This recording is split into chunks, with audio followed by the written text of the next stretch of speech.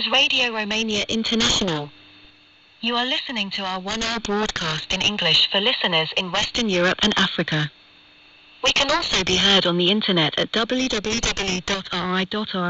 Channel 1. You can find us on Facebook, Twitter and other social media platforms. Our programs are also available on TuneIn, Radio Romania International 1, and in Europe via satellite Eutelsat 16A on 11,512 MHz, vertical polarization, azimuth 16 degrees east. We wish you good reception conditions.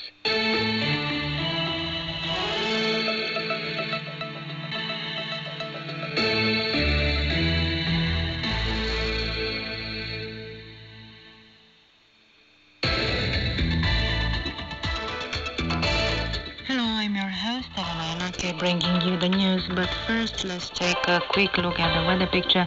It's nice and warm across the country with maximum temperatures ranging from 18 to 28 degrees Celsius. The noon reading in Bucharest was 24 degrees.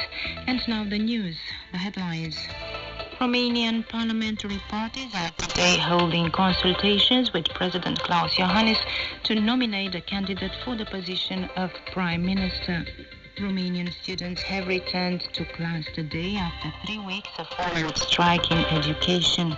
And the King Ferdinand frigate will return to the military port of Constanța on June 16.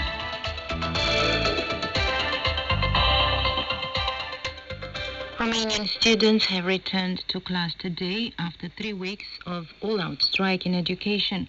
The unions and the government reached an agreement on Monday. By 2 emergency orders, it was established that the salaries of teaching and non-teaching staff will be increased by approximately 25% as of this month. The granting of an annual bonus until 2027 of about €300 for the teaching staff and €100 for the non-teaching staff.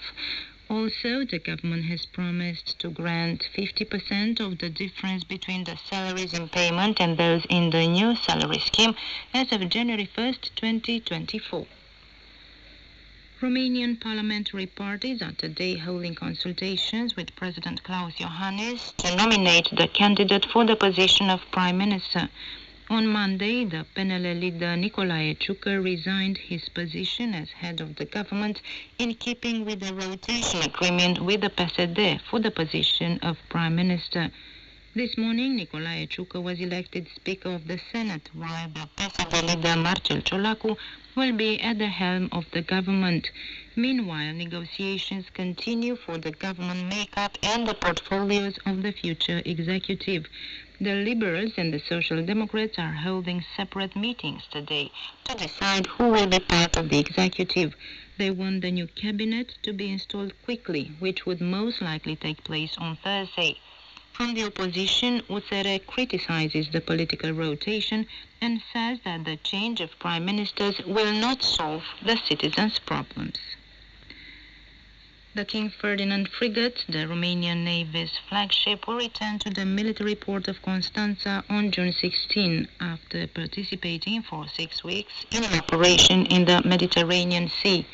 The Romanian Naval Forces General Staff announced the mission of the Romanian Marines consisted in ensuring compliance with the arms embargo imposed on Libya by the United Nations Organization and in combating the illicit trade in petroleum products, drug and human trafficking by monitoring maritime traffic, verifying more than 160 commercial ships and conducting presentation visits of the operation in 9 of them. The King Ferdinand frigate also carried out joint actions with partnerships from the Irini Operation Naval Group in Italy, Germany and Greece. The annual inflation rate in Romania fell to 10.64% in May from 11.23% in April, the National Institute of Statistics announced on Tuesday. According to the Institute, the price of foodstuff went up by almost 19%, of non-food by almost 5%, and of services by about 11%. We remind you that last month, the National Bank of Romania revised upwards to 7.1% the inflation forecast for the end of the year and maintained a 4.2% estimate for the end of 2024. Italy has lost one of the most influential people in its history, Italian Prime Minister Giorgia Meloni said after former Prime Minister Silvio Berlusconi died on Monday at the age of 86. The news of the death of Berlusconi, the one who was 3 times the head of the Italian government, made headlines around the world, and hundreds of former and current political leaders conveyed messages of condolence. The White House said that Silvio Berlusconi worked with several American governments to consolidate bilateral relations with the United States, while French President Emmanuel Macron praised the memory of a major personality of contemporary Italy. The president of the European People's Party, Manfred Weber, and the head of the European Parliament, Roberta Metsola, also sent condolence messages.